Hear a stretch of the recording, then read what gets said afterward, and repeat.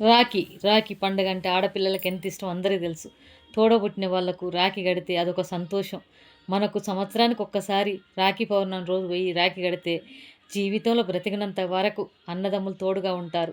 అది అయితే రక్త సంబంధం కదా! ఎన్ని ఏళ్ళైనా సరే అది విడిపోలేము. కానీ మధ్యలో చూడండి, పెట్రోల్ కాగాను గంట పట్టింది ఇక్కడ. నేను ఇప్పుడు వెళ్తున్నాను మళ్ళీ. రాఖీ రోజు ఎంత దూరం ఉన్నా సరే నేను మా అన్నదమ్ములకు మాత్రం ఖచ్చితంగా రాఖీ కడతాను. నాకొక అన్నయ్య, నా ముగ్గురు తమ్ముళ్ళు. ముగ్గురు తమ్ముళ్ళలో ఒక తమ్ముడు హైదరాబాద్‌లో ఉంటాడు. రాఖీ కట్టేసి మా తమ్మునికి, ఇంకిద్దరు తమ్ముళ్ళు ఊర్లో ఉంటారు. జనగాం జిల్లా పాలకుర్తి మాది. అక్కడికి వెళ్తున్నాను. కానీ ఎంతో సంతోషం. సంవత్సరానికి ఒక్కసారి రాఖీ పౌర్ణమి వస్తే ఎంతో హ్యాపీగా అనిపిస్తది. మధ్యలో వెళ్తా ఉంటాం, వస్తా ఉంటాం. కానీ అనుబంధం అన్నా చెల్లెల అనుబంధం అయితే గొప్పది ఎప్పుడు. జీవితంలో ఎవరు తోడుంటారో, ఉండరో తెలీదు గానీ, తోడబుట్టిన వాళ్ళైతే ఖచ్చితంగా తోడుగా ఉంటారు చివరి వరకు. ఆ ఒక్కరిలో ఎవరికి ఏ ప్రాబ్లమ్ వచ్చినా, ఏ బాధ వచ్చినా తట్టుకోలేం గదా! రక్త సంబంధం అలా ఉంటది. నేను మొత్తానికి మా పెద్దన్నయ్య దగ్గరికొచ్చాను. ఇదిగో మా పెద్దొదిన, మా పెద్దన్నయ్య. ఇద్దరం మా పెద్దొదిన నేనైతే అసలు ఇంకెంతో అద్భుతంగా కలిసి ఉంటాం. ప్రేమ చాలా మా పెద్దొదినకు నా మీద. ఇద్దరం అక్క చెల్లెల్లాగా కలిసి పెరిగాము. ఒకే ఏజీ కాబట్టి అలాగే ఉన్నాం. ఆమె రావడంతో నాది అదే ఏజ్ కాబట్టి ఇద్దరం చాలా చక్కగా కలిసున్నాం. అమ్మను మరిపిచ్చే వదిన, నాన్నను మరిపిచ్చే అన్న. ఇదే జీవితం. నాకు మా అమ్మ, నాన్న లేరని ఎప్పుడు నేను బెంగపడలే. నన్ను చాలా బాగా చూసుకుంటారు నా అన్నదమ్ములు. నాకు జీవితంలో ఇంతకు మించి ఏం వద్దు. వాళ్ళు హ్యాపీగా ఉంటే చాలు అనుకునే నేను రాఖీ కట్టేసి వస్తాను. ప్రతి సంవత్సరం నా అన్నదమ్ములకు తప్ప నేను ఎవరికీ కట్టలేదు ఇప్పటివరకు రాఖీ. నాకు అంత ఇష్టం మా అన్నదమ్ములంటే. జీవితంలో వాళ్ళకు కూడా నేను కూడా అంతే ఇష్టం వాళ్ళకు. ఇదే మా లైఫ్. మా తమ్ముడు వాళ్ళకి ఇంటికెళ్ళాలి ఇప్పుడు నేను. మా అన్నకు రాఖీ కట్టేసి ఇంటికెళ్ళాలి. కానీ నా తోడబుట్టిన వాళ్ళు ఎప్పుడు నేను వెళ్ళేంత వరకు రాఖీ ఎవరితో కట్టించుకోరు. నేనే కట్టాలి రాఖీ. ఫస్ట్ నేను కట్టాక ఎవరైనా కడతారు.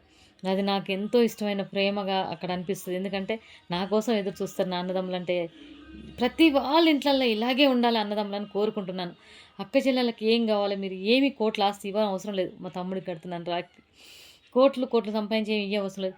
పోయినప్పుడు కొంచెం నీళ్ళిచ్చి, అమ్మ రా అని కూసబెట్టి, ప్రేమగా పలకరిస్తే చాలు. మా మరదళ్ళు గానీ, నా తమ్ముళ్ళు గానీ ఇప్పటి వరకు నాకు ఏ లోటు లేకుండా చూసుకుంటున్నారు. మా అమ్మ, మా నాన్న చనిపోయి చానేళ్ళు అయితంది. అయినా సరే నాకు ఏనాడు మా అమ్మ, నాన్న గుర్తురారు. ఎందుకంటే నా తోడబుట్టిన వాళ్ళు తండ్రి స్థానం తీసుకున్నారు. నా మరదళ్ళు, మా వదిన అందరూ కలిసి అమ్మ స్థానం తీసుకున్నారు. అమ్మ స్థానంలో వాళ్ళు పలకరించి నన్ను ప్రేమగా చూస్తున్నారు కాబట్టి నేను ఈరోజు హ్యాపీగా ఉండగలిగాను. ఎంత ఏజ్ వచ్చినా, ఎన్ని సంవత్సరాలు పోయినా, నా ఊపిరున్నంత వరకు నా అన్నదమ్ములకు నేను రాఖీ కట్టేసే వస్తాను. నేను లేనప్పుడు నా అన్నదమ్ములు చల్లగా ఉండాలని కోరుకుంటాను. ఆడపిల్లలు కోరుకునేది ఇదే. అన్నదమ్ములు చల్లగా హ్యాపీగా ఉండాలి, ఎప్పుడు వాళ్ళు సంతోషంగా ఉండాలని కోరుకుంటారు. ఏమీ కోరరు. నేను ఆడవాళ్ళకు కూడా చెప్తున్నాను. మీరు కూడా ఒక ఇంటి నుండి వచ్చే ఆడపిల్లలే కాబట్టి ఆడపడుచుల్ని గౌరవించి ప్రేమగా చూడండి. మాలాగా అందరూ ఉండాలని నేను కోరుకుంటా. నా తోడబుట్టినోళ్ళు కానీ, నా మరదళ్ళు కానీ, మా వదినే కానీ ఎప్పుడు ప్రేమతోనే చూస్తారు. నన్ను ఇంటికి పోతే ఒక బిడ్డలాగా చూస్తారు. నేను మా మరదళ్ళని చెల్లెల్లాగా, నా బిడ్డలాగా చూసుకుంటాను. మా వదిన నాకు అమ్మలాగా, మా అన్న తండ్రిలాగా, నా తమ్ముళ్ళు తోడబుట్టినోళ్ళు ఎప్పుడు నన్ను బాధ పెట్టరు ఏ విషయంలో. హ్యాపీగా ఉంటాం మా ఇంట్లో. నేను ఎంత సంతోషంగా ఉంటానని చెప్పనవసరం లేదు. నేను సంవత్సరం అంతా ఎన్నో బాధలున్నా, కష్టాలున్నా అవన్నీ భరిస్తూ హ్యాపీగా ఉంటాను ఎప్పుడు. కానీ నా తోడబుట్టినోళ్ళ దగ్గర పోయినప్పుడు అన్నీ మర్చిపోయి హ్యాపీగా ఉంటాను. ఏ ఆడపిల్లకైనా ఒక్కటే ఒకటి కోరుకుంటున్నాను. ఇలాగ ప్రేమగా ఉండండి. నా తోడబుట్టిన వాళ్ళలాగా అందరూ ఉండాలి ప్రేమగా నేను కోరుకుంటున్నా. ఎక్కడున్నా సరే అన్నదమ్ములకు రాఖీ కట్టండి ఫస్ట్ ఆడపిల్లలకు చెప్పేది. వాళ్ళు హ్యాపీగా ఉంటే మనం హ్యాపీగా ఉన్నట్టే. ఎందుకంటే తోడబుట్టిన వాళ్ళు తల్లిదండ్రి తర్వాత వాళ్ళే మనల్ని చూసుకునేది. తల్లిదండ్రి కొన్నేళ్ళుండి వెళ్ళిపోయినా వాళ్ళ ప్రేమ గొప్పది. తల్లిదండ్రి ప్రేమ ఎప్పుడూ ఎక్కడ సాటి రాదు.